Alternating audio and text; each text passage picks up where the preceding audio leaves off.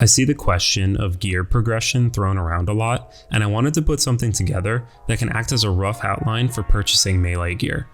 Upgrading your gear can be a daunting task, and sometimes it can be really difficult to figure out what items and equipment are going to help you the most.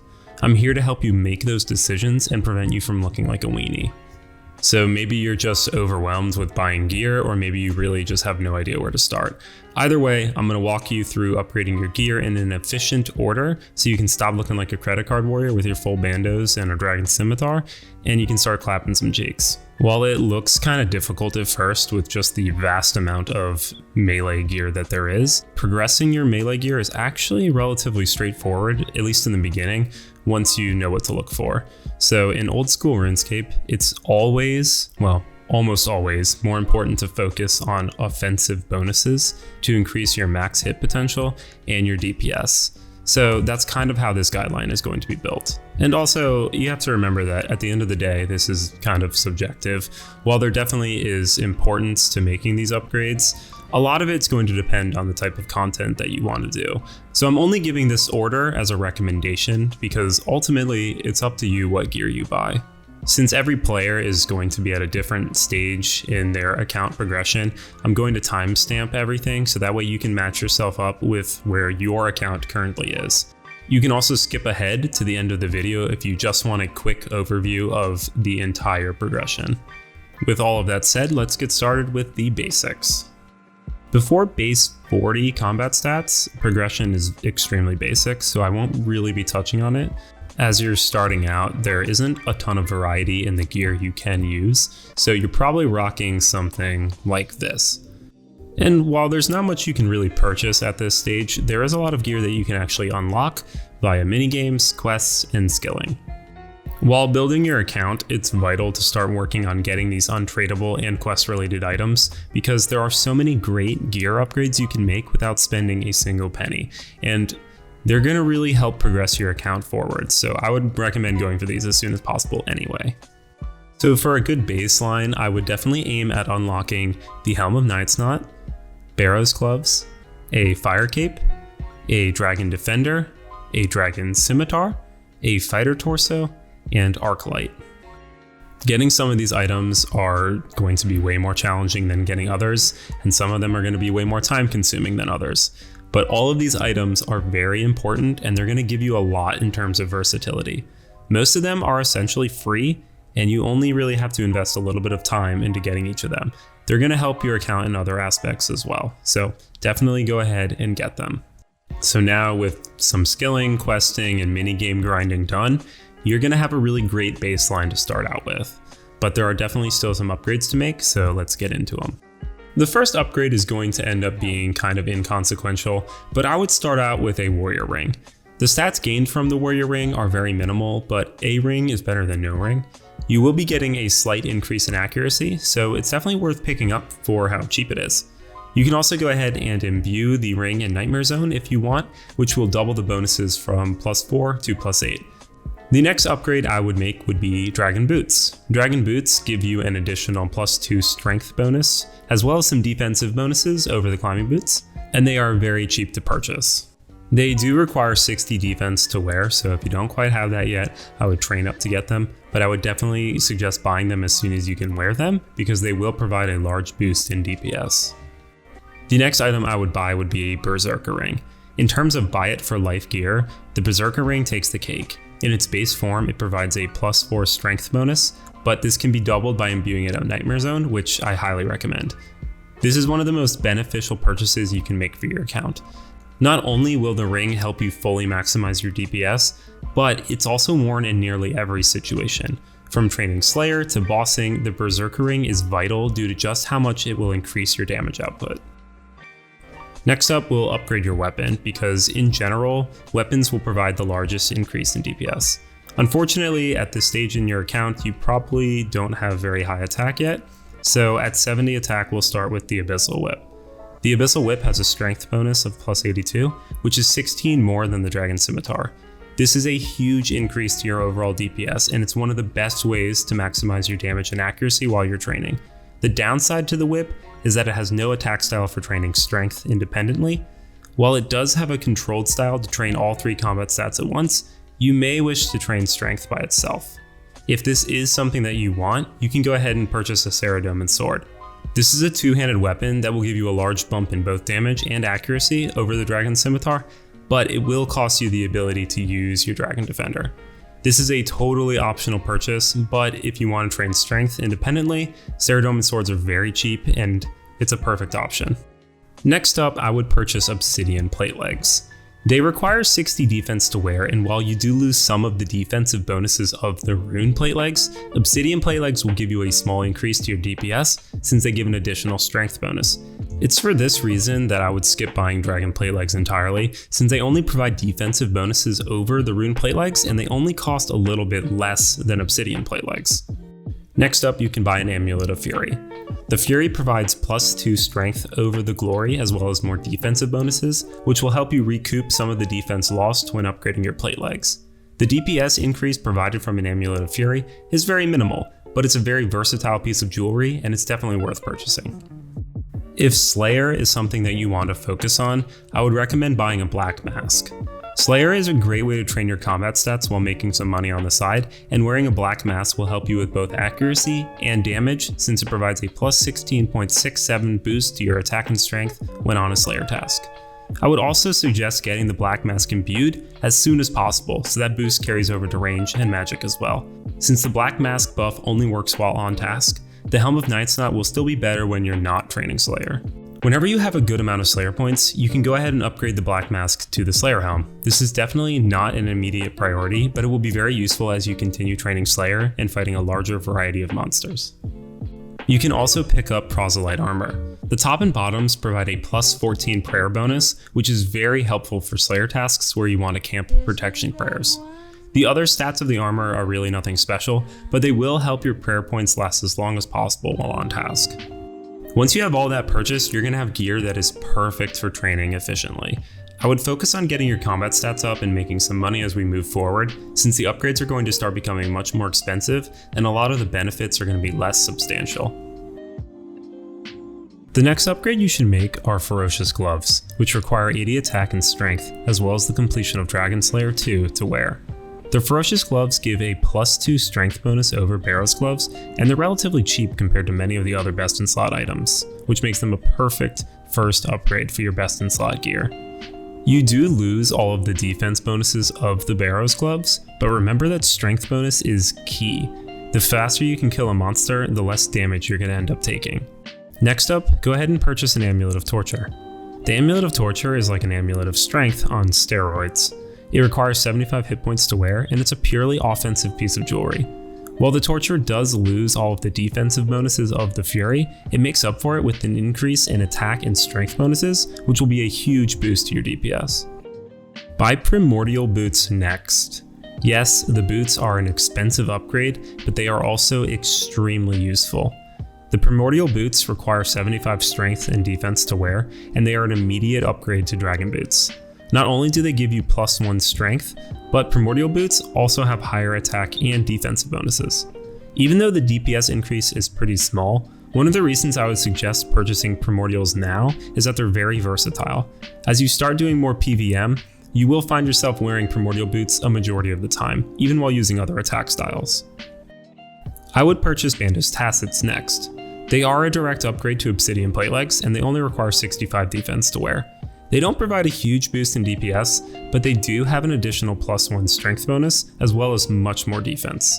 They are a worthwhile purchase, but like the Primordial Boots, they are very expensive for what they offer, so I would really only buy Bandos Tacets when you have the excess money. The next upgrade is optional, but I would suggest purchasing a Serpentine Helm. It has the second highest strength bonus of +5, which gives you an additional +2 over the Helm of Night's Knot. Using the Serpentine Helm, it does require it to be charged with Zulrah Scales, which drives up the cost of using it, and since you will be wearing a Slayer helmet in most situations, the Serpentine Helm is fairly niche. The reason I think you should purchase one is because it's very cheap to buy, and if you want to get into bossing or raiding, it becomes very useful. At current prices, it only costs about 70k an hour to use the Serpentine Helm, which, if you're using it in places where you're making money, should be negligible. Again, this is definitely an optional purchase if you're just going to be focusing on Slayer or training, but I think it has enough uses to justify being added to your arsenal. Another optional but extremely important item to buy is the Dragon Warhammer. If you are planning on doing any bossing, this is almost necessary. The Dragon Warhammer's special attack reduces the defense of a monster by 30% if you land a successful hit. This makes it essential for many high defense monsters. I would highly recommend picking a Dragon Warhammer up before going and doing any bossing in depth. It'll only help you kill bosses more efficiently and quickly. If you don't have enough money to buy a Dragon Warhammer, you can substitute a Bando's Godsword in. It has a similar special attack, but in most situations, the Dragon Warhammer will perform better. The next thing that I would buy would be a Bando's Chestplate. This is a purely defensive upgrade over the Fighter Torso, since they both have the exact same strength bonus. While the defensive bonuses are definitely nice to have, and they will help offset the lack of defense your jewelry has, the Fighter Torso is completely free to obtain, so the Bando's Chestplate should really be one of your later upgrades.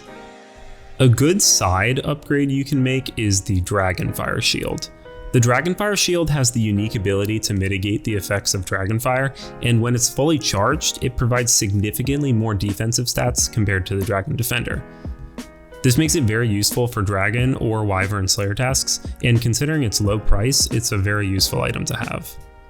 The next item I would buy would be a Zamorakian Hasta, since it is extremely versatile. It has the second highest stab bonus of any weapon in the game, as well as a decent crush bonus, which makes it very useful against NPCs that are weak to stab or crush. This is a perfect weapon to help fill in the gaps the whip leaves, since it can serve as your main crush and stab weapon. The Hasta can also be upgraded to the Dragon Hunter Lance by combining it with a Hydra's Claw. Whether you plan on focusing on Slayer or bossing, the Dragon Hunter Lance is a very worthwhile purchase. The Lance increases your accuracy and damage by 20% when fighting against dragons and draconic creatures, which is honestly overpowered. If you're planning on making your money at Melee Vorkath or the Chambers of Xeric, I would highly recommend upgrading to the Dragon Hunter Lance, since it is exceptional in both of those places. The next upgrade I would make would be a Basilisk Jaw, which can be combined with the Helm of Nyatsnot after the Fremennik Exiles quest to create the Nyatsnot Face Guard. The Nyatsnot Face Guard is a non-degradable helmet, and it provides an additional strength bonus over the Serpentine Helm. It is much more costly initially and fairly niche, but since it has no cost to use it, it's a worthwhile investment if you're planning on doing melee-based bosses or the Chambers of Xeric. I would then purchase a Grazi Rapier. The Rapier is probably the most versatile melee weapon in the game, and it's really good for both Slayer and bossing, and it's considered a direct upgrade to the whip. It has an additional +7 strength bonus over the whip, as well as the highest stab bonus of any weapon in the game. The Rapier is a perfect general use PVM weapon, and although it's very expensive, it's very powerful, and it's very useful in almost every PVM encounter. You could also choose for less money to upgrade your whip to the Blade of Saeldor. Overall, there really isn't a big difference between the Rapier and the Blade, but in general there are far less monsters that are weak to slash. So the Rapier tends to win in most situations, since it will be more accurate when paired with a defender. The caveat to this though is if you're planning on doing the Theater of Blood, because the Blade of Saeldor will outperform the Rapier, since there are quite a few bosses inside of the theater that are weak to slash. The Scythe is still going to outperform the Blade, so you may consider just saving up for that, and if you aren't planning on doing the theater at all, I wouldn't recommend purchasing the Blade, and I would just save up for a Rapier. So after upgrading your weapon, you can go ahead and purchase an Avernic Defender hilt. The hilt can be combined with a Dragon Defender to make the Avernic Defender, which provides an additional 2 strength bonus over the Dragon Defender, as well as some additional attack and defense bonuses. The overall increase in DPS is very minimal, so I would only recommend buying the hilt when you have some extra money. Another thing to consider when buying the hilt is that it is a permanent upgrade. If you dismantle the Avernic Defender, you will only get your Dragon Defender back and you will not get the hilt. I would then purchase Dragon Claws. These, along with the Dragon Warhammer, are going to be your best in slot spec weapons. Although the Dragon Claws are more niche and have less utility compared to the Dragon Warhammer, Dragon Claws still have a lot of places where they're used. They're used in the Theater of Blood, Challenge Mode raids, the Thermonuclear Smoke Devil, Melee Vorkath, Clue Scroll monsters.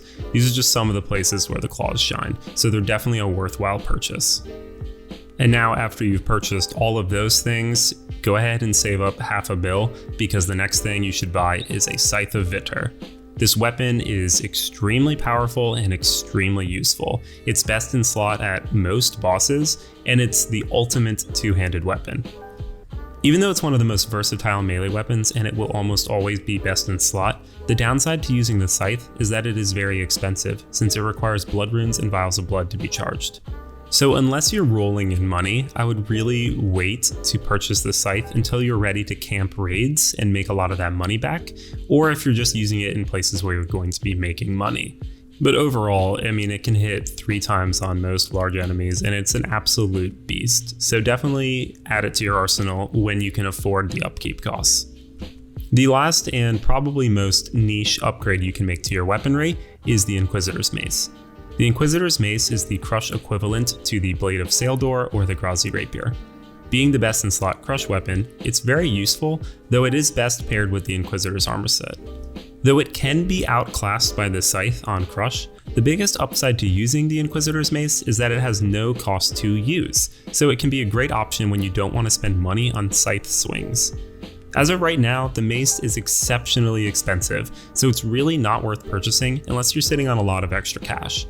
In most situations, I would prioritize buying a Scythe first, even with the high upkeep cost, but if the price drops down to the Blade of Saeldor or the Grazi Rapier, you might want to purchase the Inquisitor's Mace first.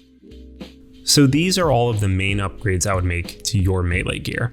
While this is very, very expensive, by the time you get to this point, you will have everything you need to take on every single melee boss encounter. As you work your way through this progression, you will slowly get more and more powerful and effective at killing bosses and training. Unfortunately, this isn't the end. There are still a few more things you can buy to further help you, though at this point, everything is completely unnecessary and very niche. Not everything is super expensive though, so definitely pick up what you think will benefit your account. If you don't have a lot of money to buy a Grazi Rapier or a Blade of Saeldor, you could consider attaching a Kraken Tentacle to your whip to upgrade it to the Abyssal Tentacle. This is a good mid-upgrade you can make to your whip if you decide to go bossing, since it boasts higher combat stats than the unaltered whip and it can poison enemies. Once you create the tentacle, however, it will degrade after 10,000 hits and consume the whip, so it's really only worth using if you can justify the cost. Since you have completed Dragon Slayer 2 to wear the Ferocious Gloves, you also have the requirements for the best in slot Crush Cape. Head on over to Jack on the top floor of the Myths Guild and buy a Mythical Cape. The cape only costs 10k, and it has the highest crush bonus of any cape in the game. While you will be wearing the Fire Cape the majority of the time, this item does have some niche uses, so it's a very worthwhile upgrade for only 10k. You can also work towards completing the Ardoin Elite Diaries to unlock the Ardoin Cloak 4. This cape has the highest stab bonus of any cape in the game, as well as a very high prayer bonus. The cloak is completely free to obtain, and you can stockpile as many as you want, which makes it perfect for wilderness content. While this cape isn't necessary by any means, it's a really great utility cape that's definitely worth going for. The last upgrade you can make to your cape slot is the Infernal Cape. This cape is probably one of the most difficult and prestigious items to get in the game, and it takes a significant amount of time and practice inside of the Inferno. The Infernal Cape is a direct upgrade to the Fire Cape, giving 4 more strength as well as additional defensive stats. This cape is by no means necessary, but it will only increase your DPS and max hit in most cases. The achievement alone is absolutely worth it, so if you're willing to put the time in, I would definitely recommend going for an Infernal Cape. It is a true test of patience and skill and will perfectly round out your melee gear. A great upgrade you can make for training Slayer is the Saradomin Godsword. The Godsword has a handy special attack which will restore your hit points and prayer by 50 and 25% of the damage dealt. The restoration will only happen on a successful hit, but you will have an increase to your accuracy and max hit when using it. It is a purely utility item, but the SGS can be massively helpful for saving prayer potions, food, and time, since you'll be able to last at a task location for much longer. If you're planning on doing a lot of wilderness content, you can buy a Vigorous Chain Mace. This weapon is only useful on a select few bosses or for some niche training methods. In order to unlock the full potential of the mace, it has to be charged with Revenant Ether, which will always be lost on death. When the mace is charged, it will provide an additional 50% accuracy and damage boost on NPCs within the wilderness. Any attack will consume 1 charge even if you hit a 0, but the mace is fairly cheap and the upkeep is not super expensive. It is only useful in the wilderness, so I would only buy one if you're planning on camping Callisto or Vedion. There are 2 very helpful melee armor sets you can buy, the first being Justiciar armor. This set is very niche, but can definitely be nice to have in certain places. When the entire set is worn, it has a set effect that reduces the amount of damage received. There are really not a ton of situations where this is used, but when it is needed, it really shines. I would only purchase this set if you're planning on being the tank on a God Wars dungeon team, or if you want to AFK some rune dragons.